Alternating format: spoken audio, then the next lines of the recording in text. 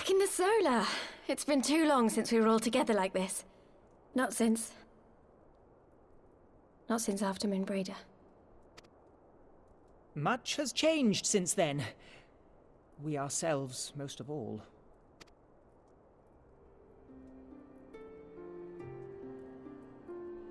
Though not all who were lost could be gathered here today, we may take comfort in the knowledge that those who are not are carrying on the fight. While I am grateful to our friends in the north for their hospitality, it isn't half good to be back. But, as Papalima rightly said, much has changed since we last stood here. The Scions of the Seventh Dawn are not as they once were, nor should we be. Our travels in the north brought us into contact with a host of fine and generous people, and their selfless deeds serve to show me that it is not lofty causes that should inform our actions, but our hearts. And I hope that the Scions might continue in this manner, as individuals driven by individual principles. Provided we all sincerely desire to work towards Eorzea's salvation, I believe the paths we follow to achieve it need not, and should not, be dictated by any single ideal. Companions bound by a common purpose, free to go whither they will. The idea is not without merit. Very well. I shall resume my research of the primals and the elder gods of Eorzea. Should anyone have need of my findings, you need only ask. I should be glad of your continued assistance. Well, my main purpose in coming here was to see the signs of the Seventh Dawn restored and my dear friend found. Nevertheless, having involved myself in your struggles, I feel compelled to see them through to the bitter end. For Minfilia's sake. That is, if there are no objections.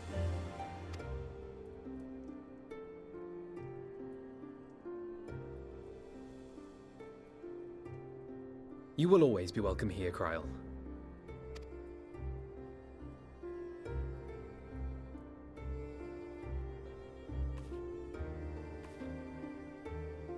Urianger, can we trust you to carry on your investigation of the Ascians as before?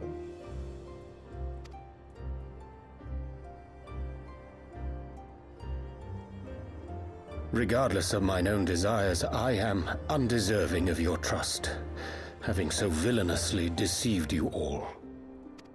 Now, I'll hear no more of that. It would be disrespectful of Minfilia's wishes. She entrusted matters here to us, that we might protect this star and understand the truth which hides at her heart. Mayhap I can handle the former, but I think you far better suited to the latter. No?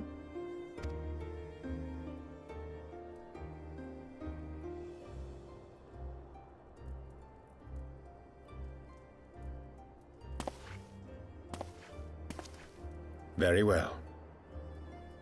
Then out of love for my Lady Minfilia and Moonbreeder both, this shall be my solemn charge. Papalimo and I should probably return to Thanalan to keep an eye on the Resistance. There's still the matter of the Griffin and the Amalja, not to mention the new Imperial Viceroy. That little lot must be worthy of our attention, right?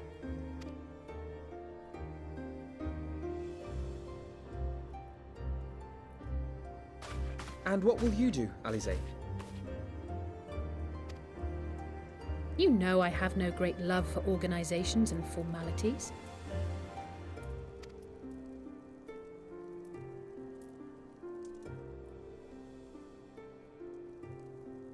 That being said, this new approach you propose is not wholly objectionable, and we've always got him to keep us from bickering. But I will suffer no titles. I am not here for House Leveilleur, nor to walk in Grandfather's shadow. Upon that point, we see eye to eye. If it please you, you may think of me as but another comrade in arms.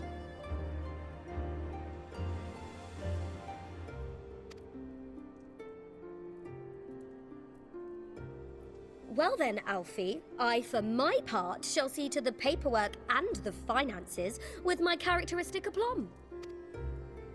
I would not have it any other way, Tataru. And we mustn't forget you. What now for the Warrior of Light?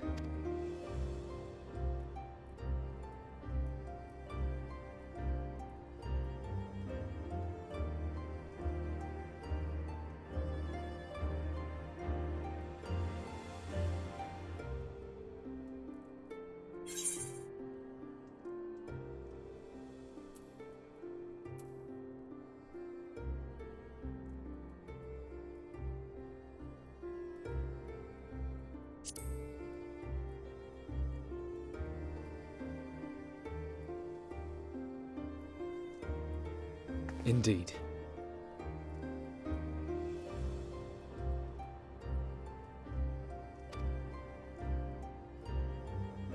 The path behind us was fraught with hardship, and the path before us will be no less unforgiving. But a new dawn shall break over the realm, and I see before me the faces of those who will deliver it.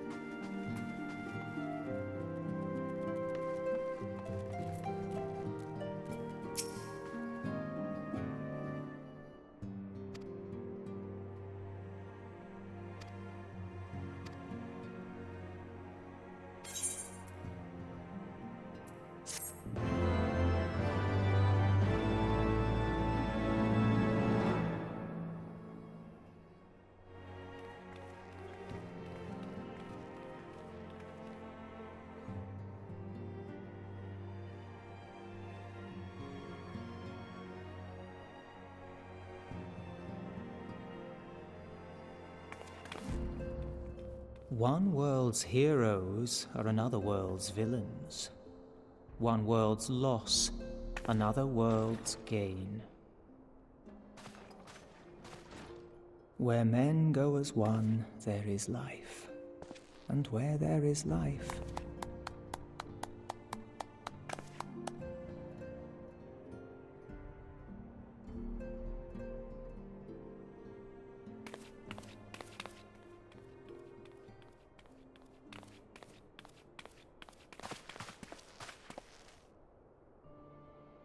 My friends, If I may, I would ask that you entrust Tupsimati to me.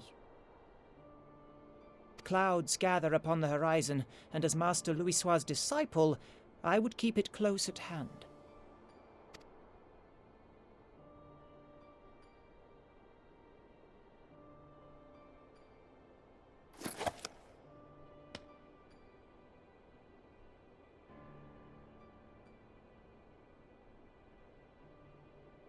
Thank you. I shall guard it well.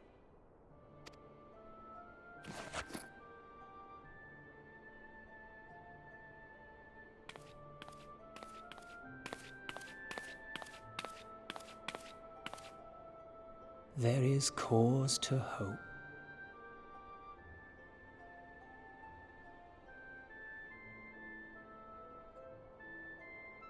For every ending, every parting, marks a new beginning.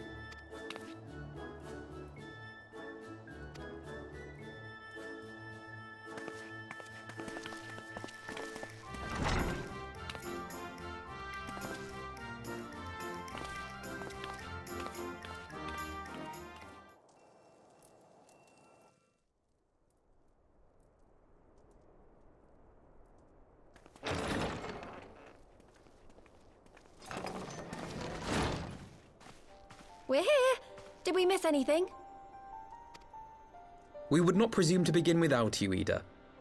Urianger has returned to the Waking Sands, but everyone else is now present. Yes, but for what exactly? We all have duties to attend to, Alphino, so you may dispense with the preamble. Thank you, Elise. It is the very subject of those duties which compelled me to call this gathering. Though the warriors of darkness no longer pose a threat, Eorzea's many troubles demand no less of our attention. And while I stand by the decision to approach each task as we see fit, I fear our effectiveness will ultimately be diminished should we continue to act in ignorance of each other's efforts. Thus, I propose we elect a successor to Minfilia. Not to serve as a fully fledged antecedent, perhaps, but as a coordinator of operations.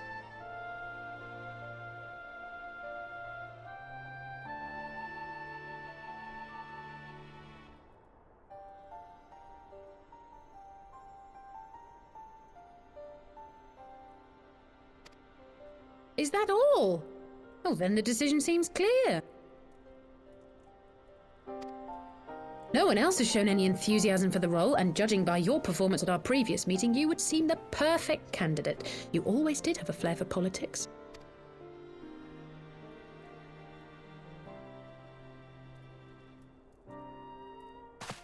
I did not mean to... That was as my tenure as commander of the Crystal Braves comprehensively demonstrated. I lack the qualities required for such an office. I would much prefer to remain as I am now, a soldier in the field, so to speak. Should none of our number step forward, must we then constrain some unwilling candidate to take up the position? Well, based on merit alone, a certain adventurer would be my choice. Though I concede he might struggle to balance his new responsibilities with, let me see, slaying primals, thwarting legatuses, and feeding the orphan poor. Thancred makes a good point. Any who would wear such a mantle would be bound by its obligations.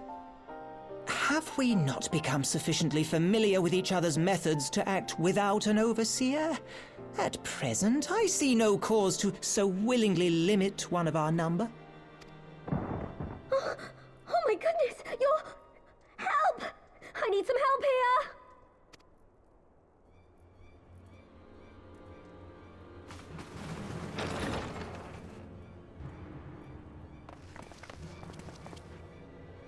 Tataru, are you all right? Me? I'm fine. It's this poor girl who just staggered in and collapsed on the floor that I'm worried about. Narco! God, how did... Yashola! Please, you have to help her! Kral, a hand if you would. Let us see about closing these wounds.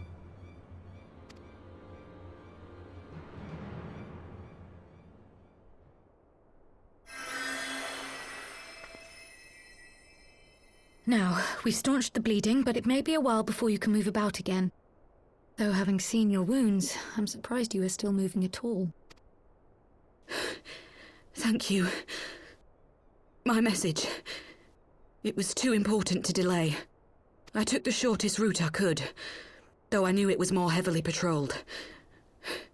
As you can see, my efforts at evasion were not entirely successful. Honestly, you're too brave for your own good. What was so urgent that you needed to fight half the Empire to get here? You could have been killed. I'm sorry, Ida. I had good reason. But I imagine your friends are wondering who this bloody mess of a Mikote is. My name is Minago, and I belong to the Alamegan Resistance.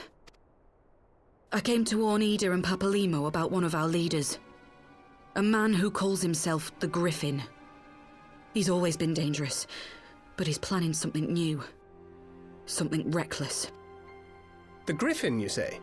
I've heard the name. Rumor has it your man is eager to test his claws. Aye, and on no easy target. He means to assault Belsar's wall from the Alamegan side. But what does the Griffin possibly hope to gain from such an attack?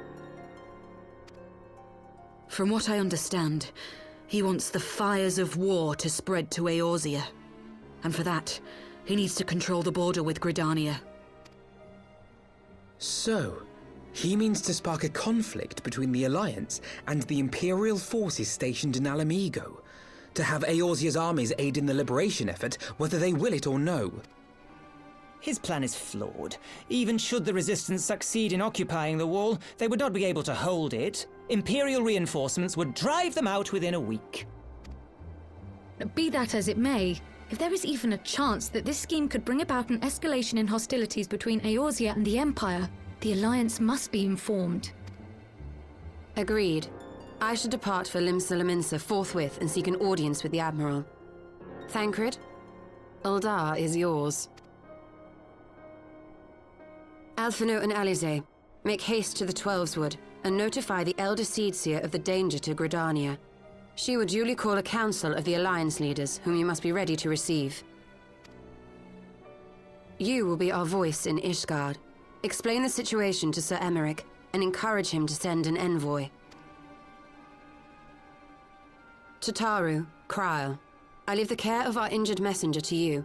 See that she remains quiescent and her wounds closed. I believe that covers everything. Let us be about our tasks.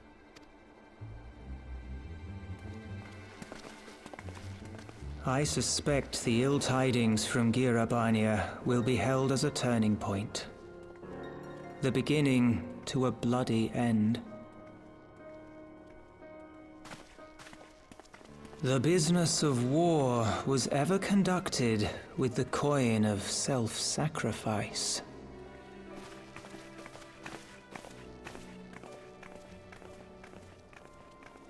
'Twas Master Louis Soir himself who taught us that such costs are not to be ignored or denied.